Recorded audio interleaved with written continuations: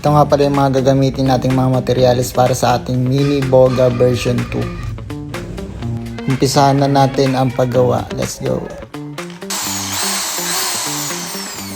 So una, binutas natin yung PPR. Diyan natin ilulusot yung tube na paglalagyan natin ng bala ng pellet dyan. So ayan, kikinisin lang natin yan hanggang sa pumasok na yung tube na ilalagay natin.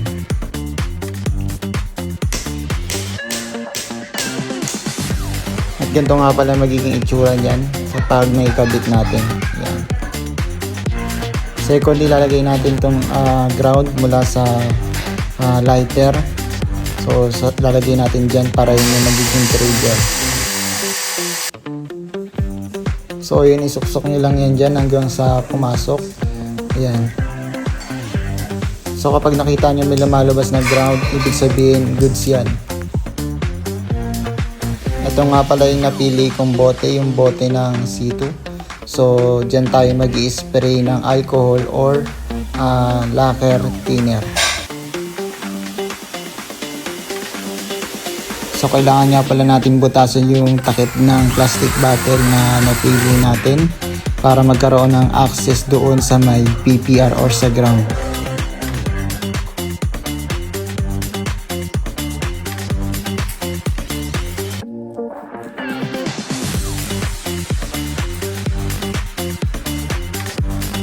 So dito magkakat lang tayo ng maliit lang na parang linya para pumasok yung wire na ilalagay natin dyan sa PPR. So ayun, as you can see, nag-work naman siya, which is good. So kailangan lang natin liyain yung PPR para mas kumapit siya doon sa may takip ng bote. So ganun yung ginagawa ko. Yan.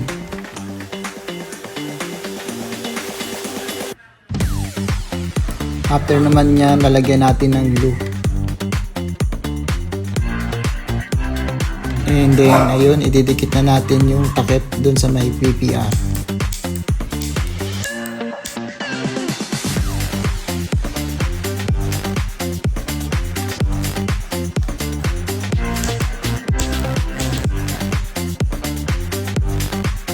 So, ito nga pala yung tube ng ating Mini Boga version 2. So nililiha lang natin magkabilaan yung pagdidikitin natin. Ayan, para mas maging matibay.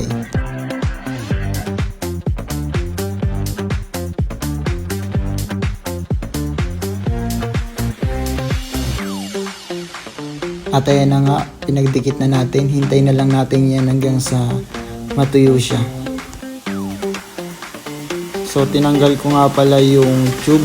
And babaliktarin ko lang siya para ma-fit natin itong ilalagay natin sa ulunan ng Mini Boga natin.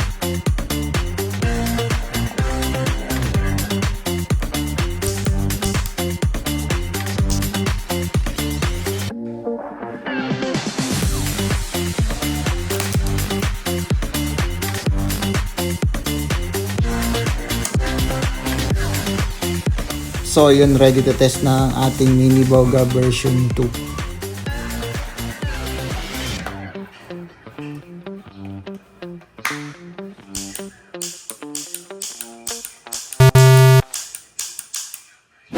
So mga kalakad, hindi gumagana yung ginawa natin na Mini na Boga, kaya pinalitan natin yung bote niya. So ito na yung kinalabasan.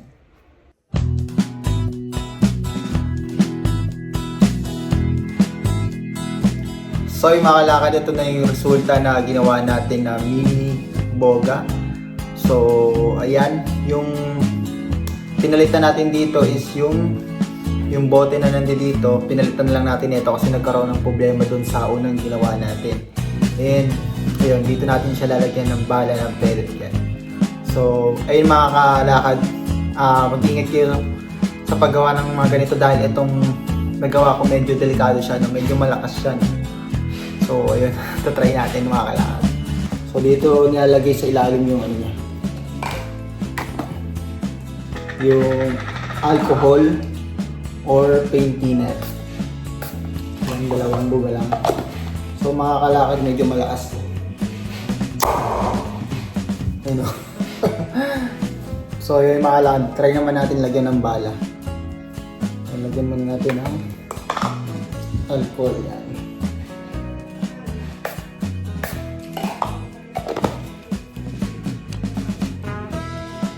Balangin natin.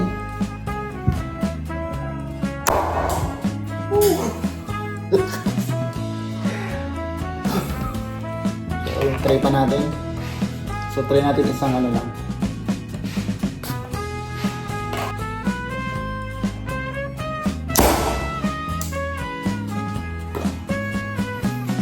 So, ang problema lang dito, kapag pumuputok siya, automatic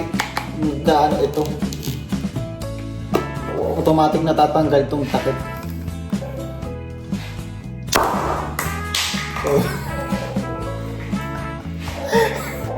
So, yung mga kalakad, try natin ng slow motion, tingnan natin kung anong tsura.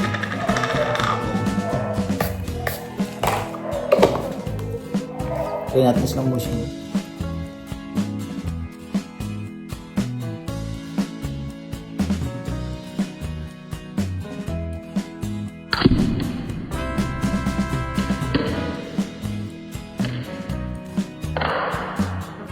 So yung mga kalakad, try natin sa karton. Tignan natin kung malakas pa talaga. So yung nalagyan natin. Tignan natin kung tatagos ba yung bala kasi hindi natin makita, sobrang bilis.